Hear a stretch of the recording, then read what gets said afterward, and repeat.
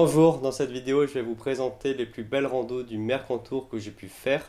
Donc il y a des randos qui sont plus ou moins difficiles, aussi qui sont plus ou moins touristiques, donc avec plus ou moins de monde ou plus ou moins sauvages. La première c'est les lacs de Vence, alors c'est vraiment un coup de cœur pour moi je trouve. C'est une rando qui est autour des 800 dénivelés positifs et 800 donc négatifs puisque c'est un aller-retour. Alors ça dépend aussi d'où vous partez parce qu'il y a deux départs. Un qui est un peu plus bas, donc là vous aurez un peu plus de dénivelé, et un peu plus haut, donc là il y en aura un petit peu moins. C'est une rando qui quand même n'est pas très difficile, c'est peut-être un petit peu long, mais encore ça va si vous avez l'habitude de randonner. Elle fait autour des 14 km aussi, donc c'est quand même une belle randonnée, mais ça en vaut le coup vu le spectacle qu'offrent les lacs à la fin. Les lacs de Vence, c'est une série de lacs, donc un petit peu comme les poupées russes, je trouve, avec un grand lac, puis un moyen, puis un plus petit, etc. Et c'est vraiment magnifique.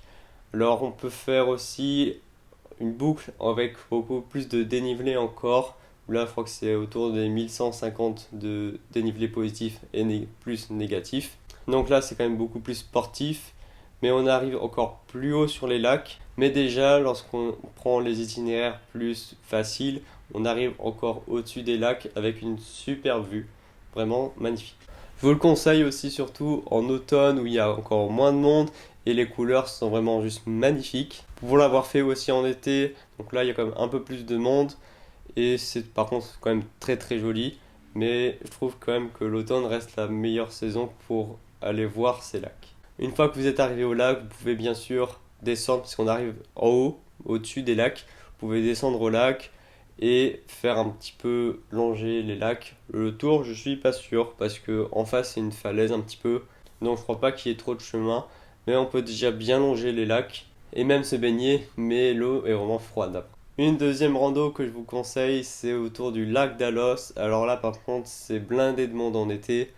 Donc pareil, je vous le conseillerais plutôt en hors saison parce que ça perd un peu de son charme parce que pour l'avoir fait aussi en été, il y a quand même beaucoup de monde. Après, le truc c'est que si vous faites en hors saison, vous pouvez pas accéder au parking peut-être qui est tout en haut.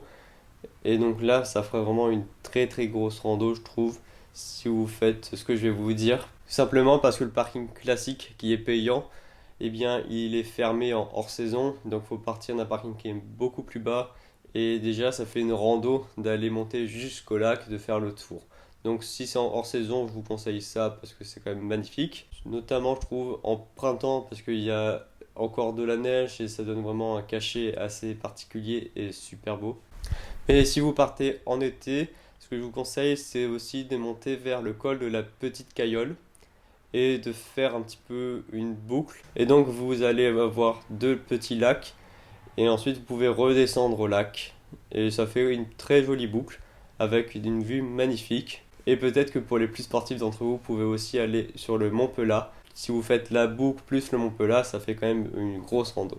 Le lac d'Alos, donc je vous mets quelques photos et c'est quand même assez connu et reconnu et c'est un endroit vraiment je trouve magnifique. Je vous conseille aussi si vous pouvez d'aller faire le bivouac là-bas, se réveiller avec le lac à côté, c'est vraiment juste magique.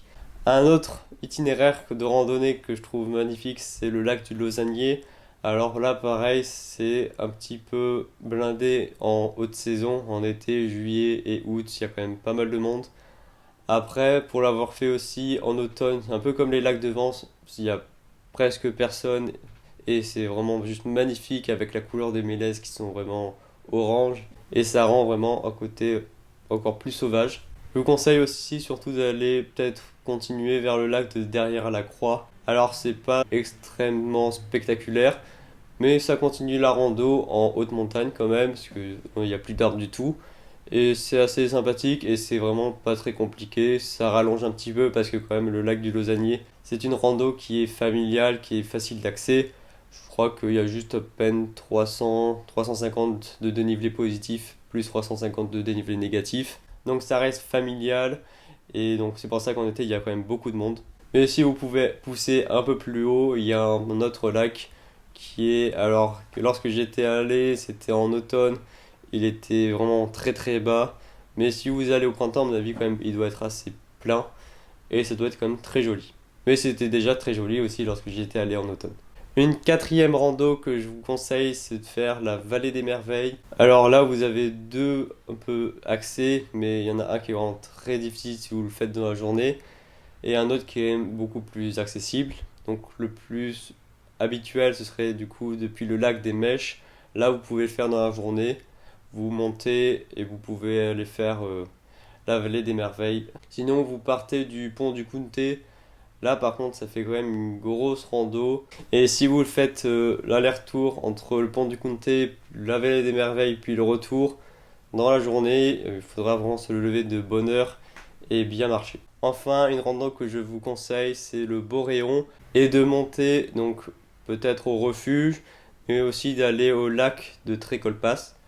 Et ensuite même de monter à la Besse qui est au-dessus. Donc vous pouvez faire l'aller-retour dans la journée jusqu'au lac, il n'y a vraiment aucun problème.